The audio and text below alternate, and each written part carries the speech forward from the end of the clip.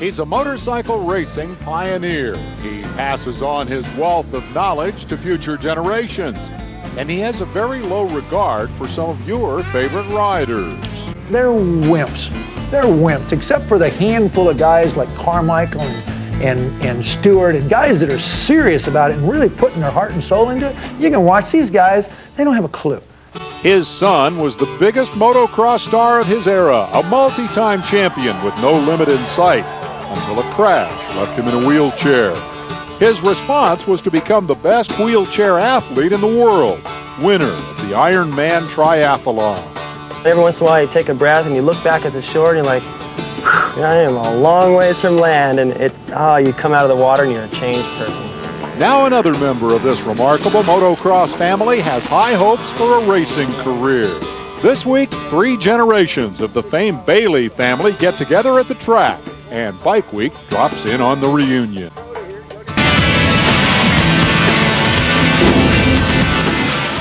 School is in session, and the subject is motocross. Hello, everyone, and welcome to Lake Sugar Tree Motorsports Park, Axton, Virginia. I'm Dave Despain. This is Bike Week. We didn't come here to go to school. I'm afraid those days are past. No, instead, we were lured here by the family name synonymous with Lake Sugar Tree. We've come here for a reunion of the Bailey family. Their family album spans the history of motocross in America. In 1965, international star Torsten Hallman made his first exhibition appearance in the U.S., and Gary was there. I was one of the top 4 or 5 American riders. And Torsten just made us look like we didn't even know how to ride a motorcycle. I mean, he just killed us. Fast forward a single racing generation.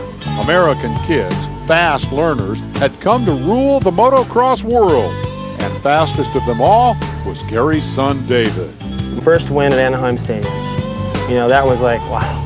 You know, I was like looking back, like, where is everybody? I mean, I got Hannah back there, and Brock, and O'Mara, and Mark Barnett, and all these guys who I had their autographs, I had their jerseys, and I beat them all. His first ever Supercross, the checkered flag waves for Dave Bailey. Great, I wish everybody out there could feel the way I do right now, man. This is an all-time high. It kind of sunk in that next week, like, man, I'm one of them. I can win this stuff too now. I mean, they look at me and go, man, there's Bailey. Now comes the third generation, but Sean Bailey is not what you might expect. Riding less than 3 years, he certainly hasn't been pushed into a racing career. The son of a TV star, he's never even been interviewed until today. I got a motorcycle when I was 11. I've been riding ever since. I love it. I ride with my dad all the time. He gives me tips, so it's a good way to learn. It's a storybook tale of family racing success. Dad, now Grandpa, a pioneer of the sport, nicknamed the Ironman of motocross, a hard-nosed racer who went on to become a hard-ass teacher. The professor, his motocross school, passing down his knowledge to future generations. His son, star pupil, best rider of his own generation. In just 4 seasons, he won 30 races and 4 titles. When you look at the way Ricky wins, Now retired to a life as one of the sport's premier television commentators. And now comes the third generation. Sean Bailey, ready for his own crack at the big league.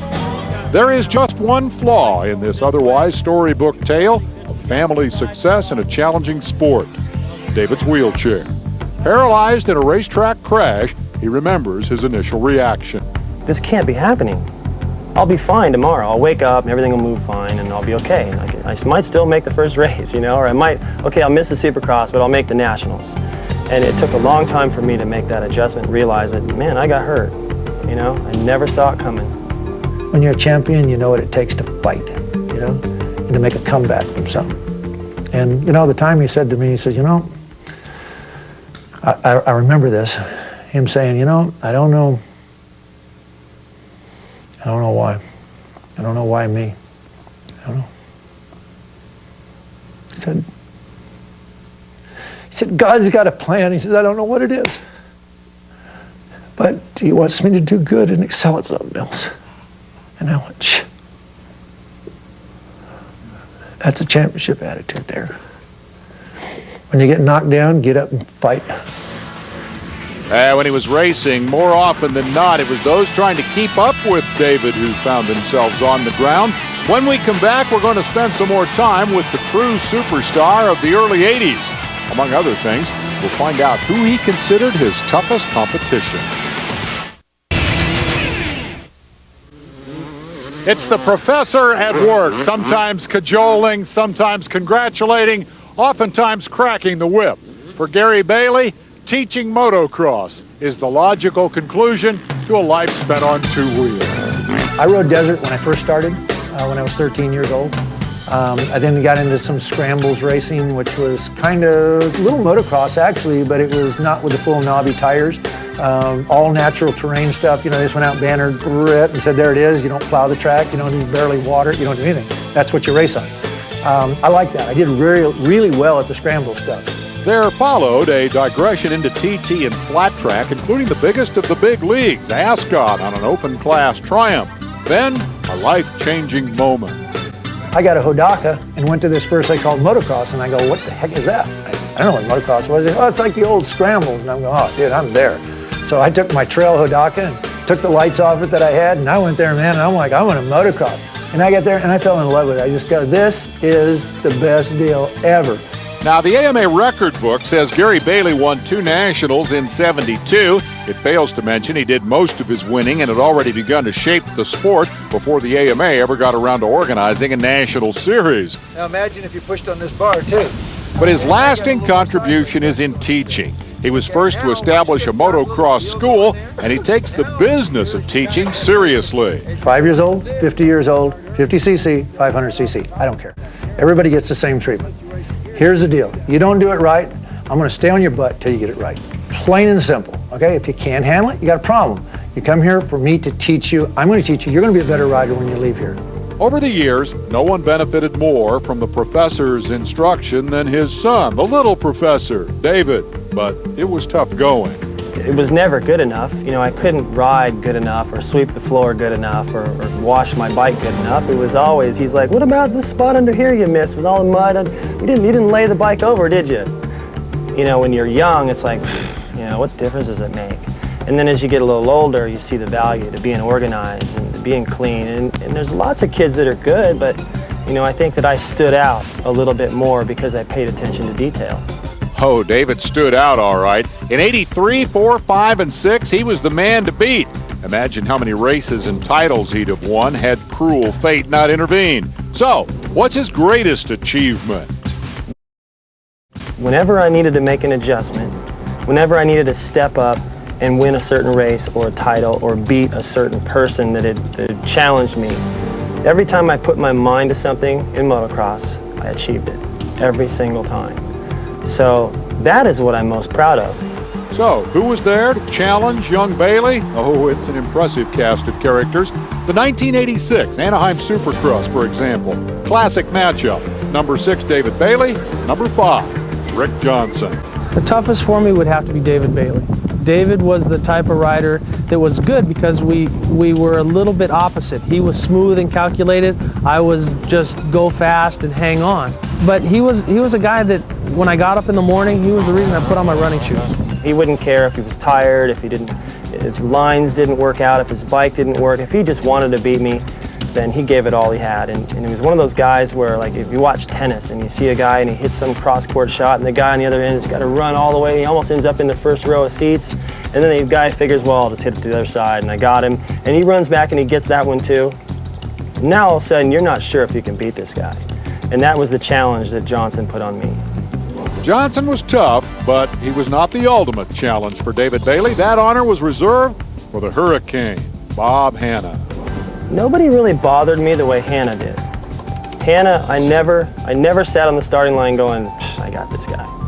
If he was there, then he was a problem. And if he was behind you, and if he wanted to win, Bob, towards those later days in 83, 84, he was kind of like, if we went to Unadilla or Daytona and it was rough and a track he liked and he wanted to win, he would. He was just better than me. I never felt like, I always looked at him like he was my dad. And, I just kind of wasn't worthy of all of his achievements. That never wore off. Still, I get nervous when I'm around Bob. All right, when we come back, David's post-paralysis ordeal and the next great challenge of his athletic life.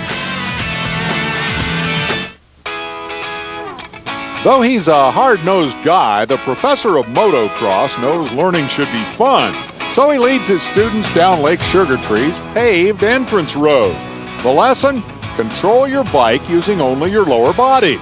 Grandson Sean has quickly picked up on the fact that it's also fun to try and freak out the cameraman. And when the lesson advances to 1-point control, why, number 389 outshines the teacher. Maybe he's the next big star. Most often, though, you'll see the professor cracking his famous whip.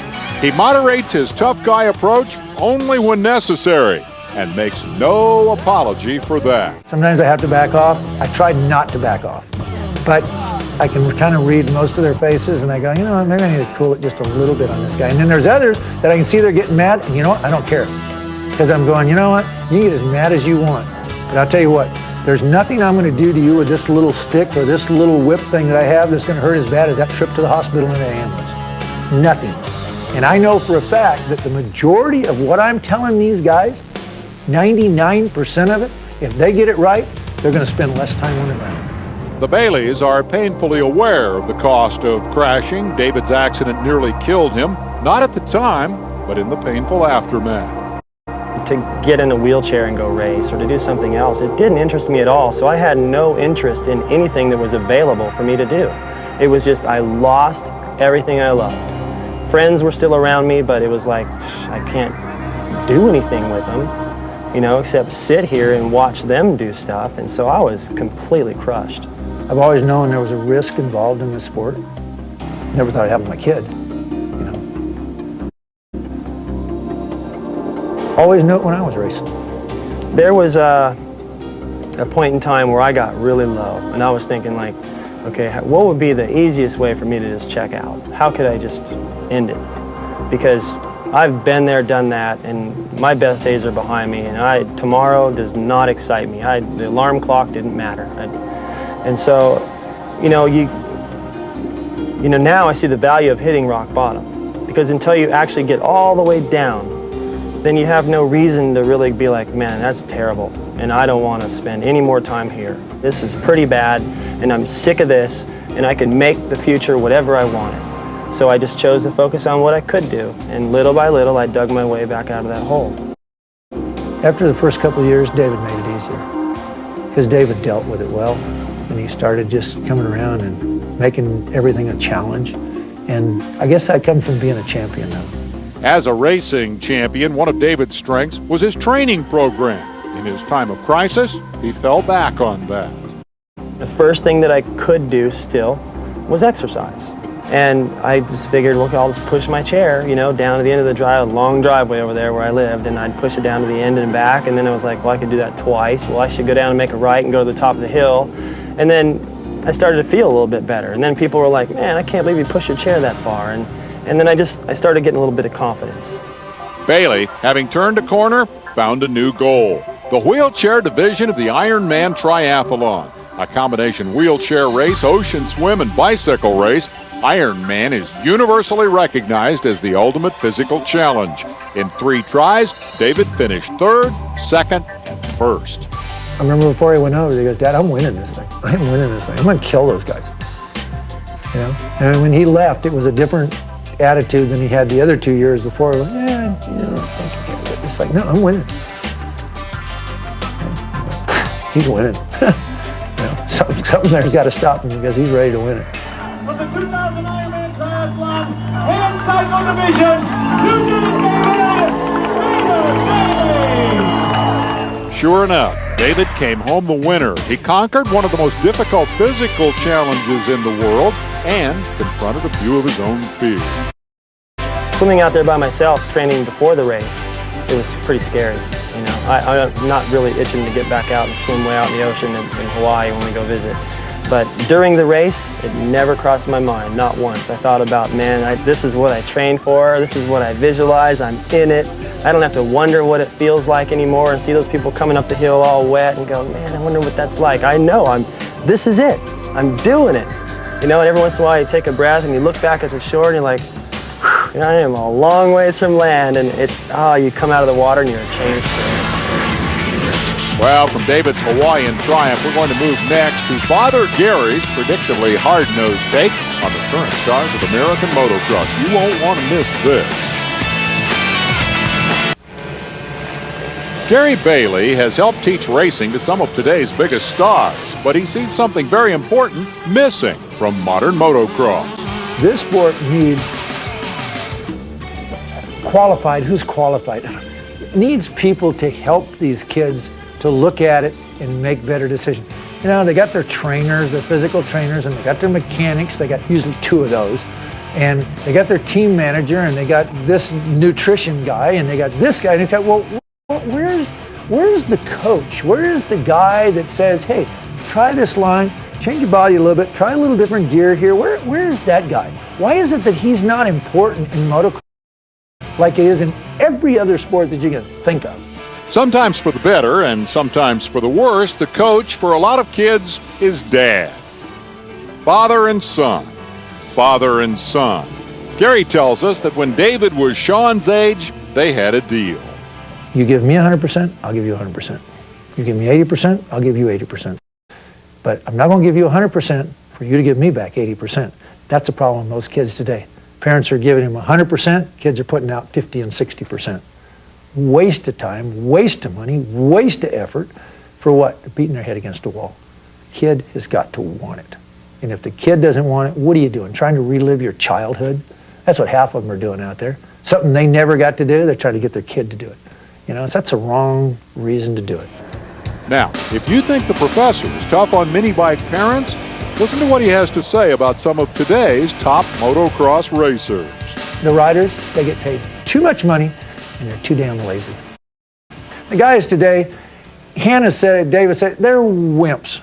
They're wimps, except for the handful of guys like Carmichael and Stewart and guys that are serious about it and really putting their heart and soul into it. You can watch these guys, they don't have a clue. They have no clue. Half of those guys that got a factory or a semi-factory ride, they're just happy to get a paycheck and they're happy with going to the race, getting the race result good enough that they can just go, yeah, I'm a factory rider and I'm getting my paycheck and hey, I got a good nice house and I got a nice car and I'm living good and you know, it's going to last for at least another 5 or 6 years because hey, you know, there's nobody around right now that's better than me, so you know, what do I got to worry about? Then you got the handful of the Stewarts and the Carmichaels that are going, no, I don't want to just be there. I want to be the best. Hey, Gary, tell us what you really think. When we come back, the grandson of the outspoken professor of motocross says he wants his crack at the big leagues. Though he's only 14, Sean Bailey is pretty clear about his goals. Just win championships, be up there with all the top guys, be just as good as them at least, maybe a little bit better. Well, I got a lot of issues with Sean because I got hurt and that ended my career. You know, but I look at the fact that I was able to get so much from the sport and it's still bringing me smiles and happiness and satisfaction and through all of this I've become an even bigger inspiration to some people than I was when I raced. So I don't look at that so much, you know, as much as people might think like, well, I don't want Sean to do this double or triple because man, you know, he could get hurt like me. I don't think of it so much like that. I mean, the odds of him getting hurt the same way I did are pretty slim. If it's in the cards, and I want him to try, and I want him to understand how important it is to try, and to pay attention to detail, and to listen to me, and to listen to Grandpa, and that makes my dad sound old, but to pay attention to us, you know, and give it everything. And if it doesn't happen, I'm not going to be disappointed. I'll be like, well, hey, we gave it a shot. You know, it wasn't for nothing. You learn a lot. This sport is great, teaches you so many things. All the people in this sport that either were very successful or close, they go off and fly planes, they go off and win Ironman competitions and almost win the Indianapolis 500 and you know, win the Baja and be successful in business. And so this is a great sport and I want him to get as far as he can and learn all those lessons along the way that'll make the rest of his life a lot easier. But there's one last thing. As Sean Bailey's education continues, he's not the only one who's learning. You have a good relationship with both your dad and your grandfather? Yeah, I think I do.